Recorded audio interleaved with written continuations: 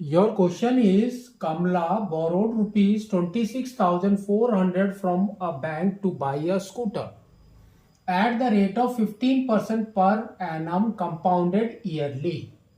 What amount will she pay at the end of 2 years and 4 months to clear the loan? So here she has taken this much. So that means principal is that.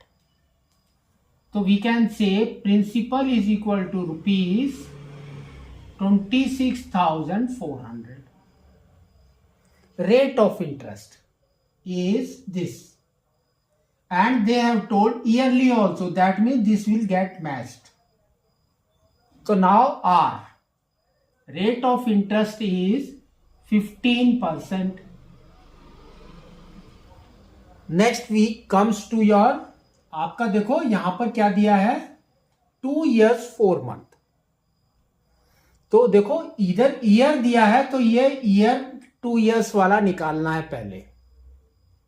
ठीक है, remaining हमारा ये वाला बच जाएगा, वो हम बाद में निकालेंगे. तो now we can say n is equal to 2. अब इसका फॉर्मूला हमारा क्या होता है, amount is equal to P1 plus R by 100 and power is n. इसके अंदर वैल्यू डाल दो तो देखो अमाउंट कितना आ रहा है. तो P is 26400. 1 plus 15 by 100 and n is 2. ठीक है, यहां पर आपको एलसीएम लेना है. तो एलसीएम इज 100. तो इधर आ जाएगा 100 प्लस 15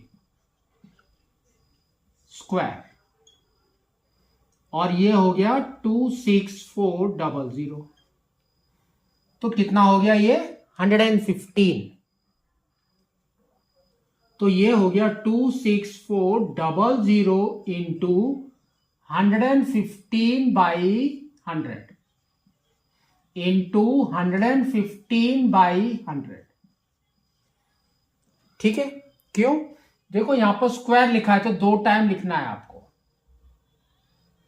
अब क्या करना है आपको, देखो 115 एंड 100 को कट कर दो तो ये हो जाएगा आपका 23 टाइम्स, ये भी 23 टाइम्स और ये हो जाएगा 20 और ये भी हो जाएगा 20. ठीक है, अब देखो 0 0 2 है, इसको कट कर दो. अब 2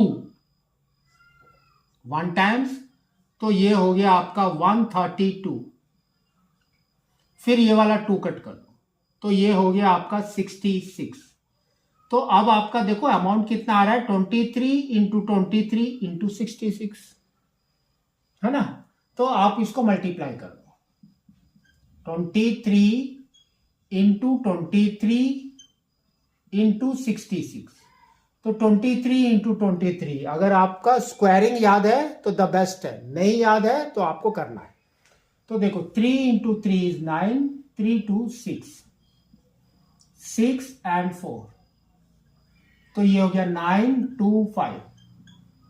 अब 66 के साथ मल्टीप्लाई कर दो 54 5 कैरी, 12 17 1 कैरी, 30 31. तो अगेन फिर से लिख दो 1374. तो ये हो गया 4 1, ये हो गया 9, ये हो गया 4, ये हो गया 3. तो दिस इज योर अमाउंट. ठीक है, उसका मतलब है कि अगर प्रिंसिपल इतना लिया है तो 2 साल के बाद शी हैज टू पे दिस मच अमाउंट. ठीक है, अब आपका बच गया 4 मंथ्स. 4 मंथ्स को ईयर में कन्वर्ट करना है. तो कैसे करेंगे, ईयर. तो 4 मंथ्स है एंड टोटल मंथ्स इज 12. तो इसको कट करो।